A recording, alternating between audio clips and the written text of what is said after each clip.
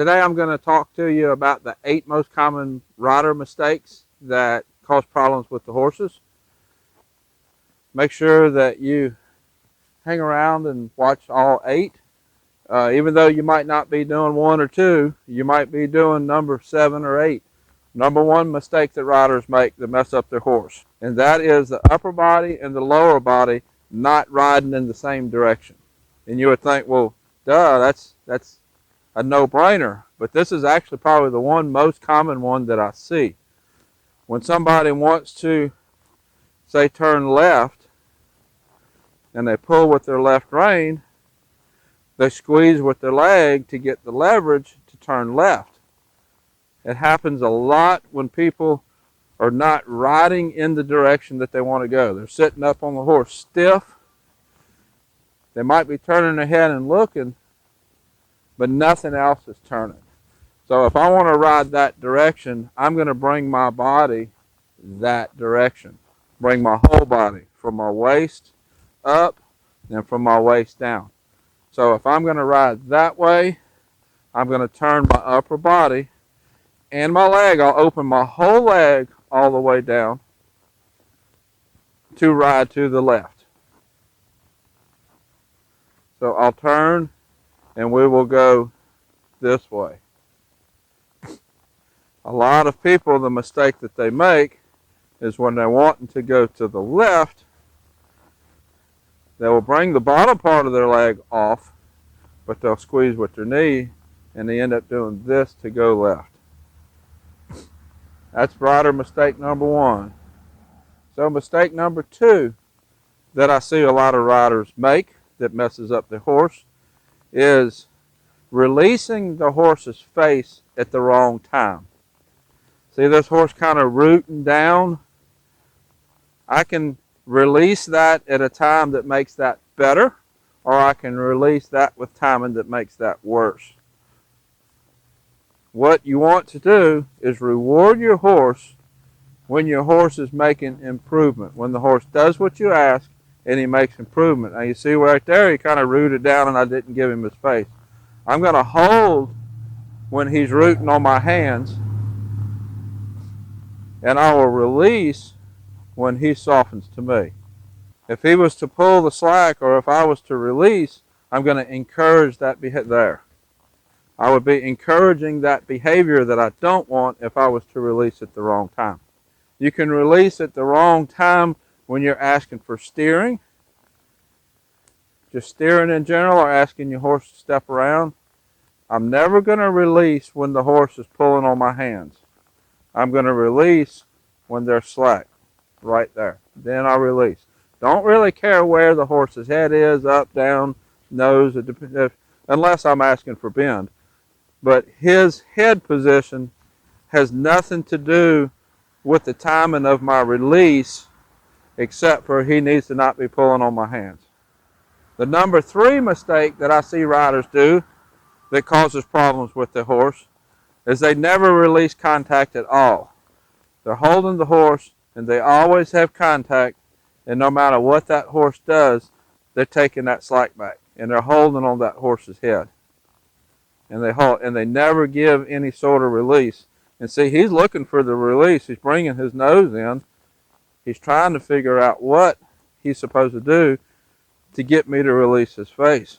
I see this a lot with riders that don't have a steady seat, that their lower body is not very stable. So they're getting their balance in their hands, and they're balancing themselves with their hands instead of in their seat. And what will end up happening, if I hold that contact on that horse and hold it and hold it and hold it, eventually the horse is going to start throwing his head all over the place. And then it's kind of like driving your truck with your foot on the brake. You're not going to have the brakes when you want them. So I'm going to lose stop and I'll lose steering because the horse is just leaning on my hands. Actually, what's happening is my hands is leaning on the horse, and he's going to eventually get frustrated. So make sure you release the contact, get out of the horse's mouth, and if you have trouble releasing the contact, you most likely need to work on your seat. So the number 4 issue that I see riders do that causes problems with the horse is they never make contact with the horse's face. They're afraid of making contact, and then the horse ends up taking them where they want to go. They're afraid to pull. They'll touch a little bit, and then they're just afraid to do anything else. See how his attention has started to drift as soon as I started doing that? He was paying attention to what was going on back there. He was looking at the pile of horse poop down on the ground. And I am losing his attention. His ears is off somewhere else. The problem that you have with this, since I am not giving the horse confident instruction, and his attention is going to drift all over the place. His attention starts to drift, then he starts worrying about what goes on. Your horse is going to get much more reactive. A horse that was not spooky before might become spooky, or might just become more reactive. And it's going to go downhill from there, and the horse is going to get more and more reactive. And I've seen it get so bad with this situation that the horse start bucking, not letting the rider get on, because I'm not giving the horse any direction, any instruction. See his attention just bouncing all over the place? Some horses will actually almost like forget that the rider is up top, or they'll want to get rid of the rider because the rider is not letting the horse do whatever their attention is bouncing around wanting to do. So this is going to cause pretty serious problems by not ever really taking a hold of your horse and giving him confident direction. Don't have to be mean. You don't have to pull hard. Don't have to have a heavy bit or anything. You just need to give him instruction. Tell him what you want him to do, what you expect him to do. The last couple mistakes that riders make dealt with their hands and how they handle their hands. Now I want to talk about how you handle your legs.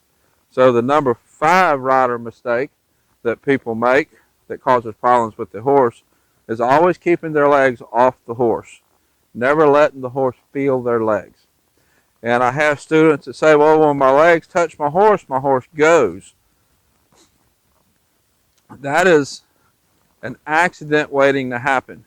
Because if your horse goes forward every time your legs touch him, if your legs touch him and your horse scoots forward or speeds up or trots or lopes, you are not going to always be able to keep your legs off. See, I've taught him to stop with my legs off. You're not going to be able to always keep your legs off. Occasionally, they're going to touch him when you don't mean to. He's going to speed up. And then when they do touch him, he's going to continually get more and more sensitive to that touch. I had somebody bring me a horse one time. It was an Anglo-Arabian. And she said every time my legs touch my horse, the horse bucks. And what had happened, she started off with when she touched the horse would speed up. So to keep from speeding up, she started keeping her legs off the horse. Well, then it got to the point where every time the legs touched the horse would buck because he didn't want the contact. And the horse, it just went downhill from there. So just starting from not touching your horse with your legs, your horse needs to understand your legs. I'm not going to give him his face right there. That's back to one of the other rules we talked about. Your horse needs to understand that your legs are there. He needs to not overreact. When you tell him to do something, he needs to do it. But he needs to not be afraid of your legs, and you need to let your legs touch him. If you're trail riding, or if you're a trail rider, and you have a horse that speeds up every time your legs touch him, so you're riding and trail riding, and you have your legs off the horse because you don't want the horse to go faster, and a deer jumps out in front of you, so I guarantee if your horse jumps to the side, you're going to hit him with one leg or the other. And then he's going to think, well, that scary object has a hold of me now because now it's touching me, and then he's going to buck and things are going to get even worse from there. So your horse needs to be comfortable with your legs against him, needs to understand what the legs are for. However you're using your legs, you can use them in different ways. I've talked a lot about how I use my legs. It doesn't have to be that way, but your legs do need to be against your horse. This horse that I'm riding today is Trigger. This is the horse that I did the spooky video on. He was spooking down there about some water in the arena.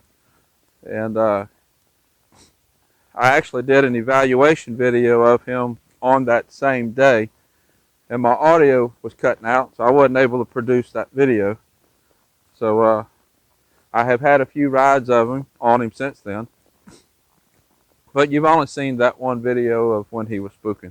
It's actually a very nice horse. He is a BLM Mustang that was taken, I'd said in the first video, from Idaho, but the owners told me that it was not Idaho that he came from. But I don't remember what he told me. But anyways, he's from out west, and that's why he has all the long hair. And he's actually had a good bit of riding time on him, but most of the riding time has been on a ranch out there working cows. And I'm just kind of refining his cues, and you'll see him doing some things with his face, which tells me that when he was out there on that ranch, whoever was riding him was making some of these mistakes that I'm talking about. Some of him was putting his head down and pulling on the reins, like right there, tells me that whoever was riding him out there was riding in his face all the time. So that's some effects of some of these mistakes that riders make that mess up their horse. And you can see it right here. And now the horse is here for me to fix it before the mistakes get any worse. A lot of these problems, all of these problems, I have had horses come in to me for training that the problem had started with one of these problems and had escalated up to serious issues where the horse was bucking the rider off, running off with the rider. It can get very serious if you don't fix them early. Easiest thing is to fix them early on, fix your riding early on so you don't create the problem with the horse. So now I think we're on to number 6, the number 6 reason, the number 6 way that people do things that mess up the horse, and that is doing too much grooming before you ride. Now, I'm not saying don't groom your horse. Now he's looking over there. I'm going to steer over here. I'm not saying don't groom your horse. What I am saying is don't spend 2 hours grooming your horse and then go ride and expect that horse to perform good. See, as I'm talking to you about these things, I'm still working this horse. I'm working his attention. I'm working his face, undoing all these issues. So as I'm talking to you about these mistakes that riders make, pay attention to what's going on with this horse and what I'm doing, because I'm still working this horse. But if you go to a spa and you spend 2 hours at a spa getting done whatever people get done at a spa, last thing you're going to want to do is go to work afterwards. Same way with the horse. You spend 2 hours grooming on your horse, you get him all chill and relaxed, get him feeling good. Last thing he's going to want to do is go to work afterwards. So that's a mistake I see a lot of riders make that actually leads to some pretty serious issues. I had a horse just recently with an owner that was doing a lot of grooming with a pretty high-bred performance horse, and when she was doing the grooming, the horse would get relaxed in his mind, and then when she would go to ride, the horse was just mad that it was being worked after all, getting his mind all relaxed. You need to do enough grooming that your horse, you get the dust off your horse, get the dirt off your horse. You can see he was laying in his stall last night. He's got some spots that need to be washed, need to be cleaned up. I'm going to do that after I ride. I'll get him cleaned up afterwards. We'll get the work done first. Make him give his face. He's kind of pulling on my hands. We'll get the work done first, and then I'll get him cleaned up and groomed nice. So as I'm riding this horse around, this is going to lead into the next mistake I see riders make. As I'm riding this horse around, I'm getting him worked and working on his face mainly as we're moving around. And the number 7 mistake that I see riders make is releasing their hands to get a better grip when the horse is pulling on their hands. So if he's pulling his head, I'll wait, he'll do it in a minute, I'm sure. So if he's pulling his head away from me, and I release my hand so that I can get a better grip to pull his face, then I've given him the release from his pull.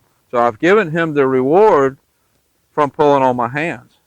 So when you're riding around, you need to keep your hands in a position. I did a video on how to use your hands and your reins.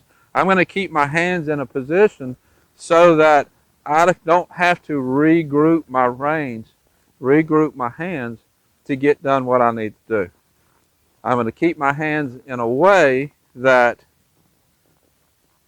I don't have to do that. My hands are always in a position so that I can do what I need to do. Get done. Right there. So now number 8. The number 8 problem that I see with riders that cause problems with their horses is the rider not being the leader and giving their horse direction, giving their horse something to do. Just sitting up here and letting the horse take them where they want to go, where the horse wants to go. You saw in the video that I did of him where he was spooking, acting spooky, and I took direction. I made him move his feet. I gave him something to do. In just a couple of minutes, he was going through the water that he didn't want to go to, that he didn't want to go through. So because I was the leader then, and I have been the leader the whole time, it didn't take me very long to get him to go through the water. Well, if you are habitually not the horse's leader, and then you encounter something like water that you want to cross, it's going to be a lot harder for you to overcome the water, because the first thing you have to overcome is you have to convince that horse that you're the leader. You have to convince that horse that you are in charge and that you're going to tell him to do what you want to do, not what he wants to do. That is the biggest problem that I see with people that have either spooky horses or horses that don't want to do certain things. The rider is sometimes the leader, but not always the leader, not consistently the leader. So when the horse encounters something that it really don't want to do, the rider hasn't established itself as the leader.